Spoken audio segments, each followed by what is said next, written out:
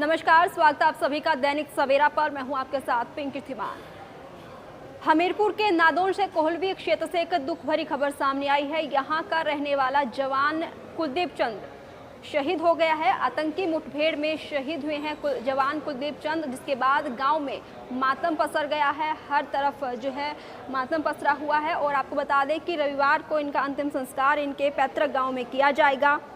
1996 में कुलदीप चंद जो है सेना में भर्ती हुए थे। सूचना मिलने के बाद कोहली क्षेत्र में मातम पसरा हुआ है। तहसील गलोड़ की ग्राम पंचायत गाहली के कोलवी क्षेत्र से संबंध रखने वाले सेना के जवान कुलदीप चंद आतंकी मुठभेड़ में शहीद हुए हैं। और जवान की शहादत की सूचना मिलने के बाद परिजनों के पैरों तले से जमीन खिसक गई है। सेना की ओर से शुक्रवार देर रात जवान के शहीद होने की सूचना दी गई थी और शहीद का अंतिम संस्कार रविवार को पैतृक शमशान घाट पर किया जाएगा।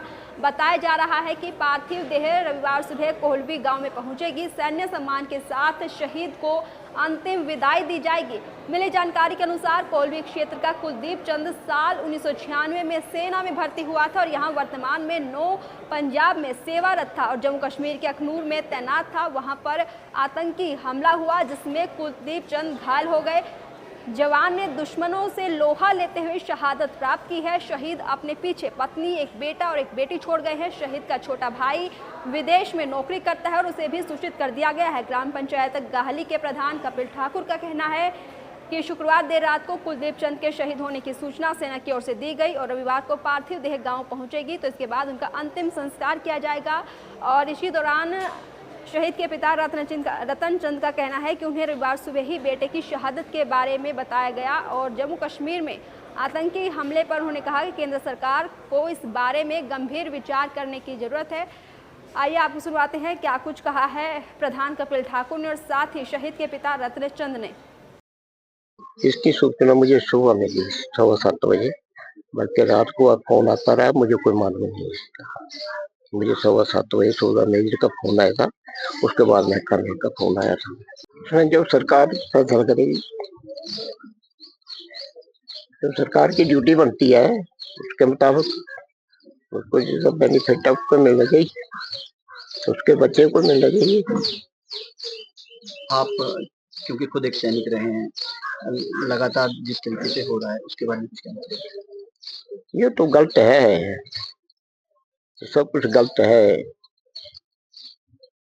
हमारे जमाने में नहीं होता था, हम तो शांति से अपना रहते हैं। ये तो आतंकवाद का बहुत भारी नुकसान है। गवर्नमेंट को नुकसान है इसका। गवर्नमेंट इसके ऊपर स्टैंड ले नहीं रही है, कोई भी। गवर्नमेंट को इसका स्टैंड लेना चाहिए। ये तो सरकार जो मोदी सरकार है ये तो बिल्कुल चुपचाप बैठी है, इसको कोई मतलब नहीं है। कई अफसर मरे हैं, उन अफसरों के बारे में इसने कुछ नहीं बोला और बोर्ड मांग रहा था फूल बरसा रहा। ये सरकार थोड़ा है, ये तो गुंडागर्दी है। के लिए एक शोक का संदेश है। बहुत ही दुखद समाचार मिला।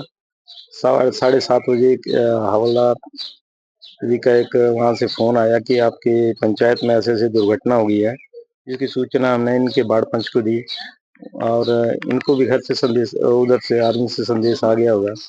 तो ये बहुत ही दुखद समाचार है और इसमें पूरी ही पंचायत गमहीन है। इसमें इससे परिवार की बात करें, कौन कौन है इनके परिवार में? इनके परिवार में इनके पिताजी हैं जो एक आर्मी रिटायर है, खुद बुजुर्ग माता जी हैं, 2 बच्चे पढ़ रहे हैं और एक इनकी पत्नी धर्मपत्नी हाउस वाइफ है। इनके एक भाई हैं जो न्यूजीलैंड में रहते हैं, उनको भी सूचना कर दी गई है। वो भी शायद अब आने में उनको थोड़ा टाइम लगेगा।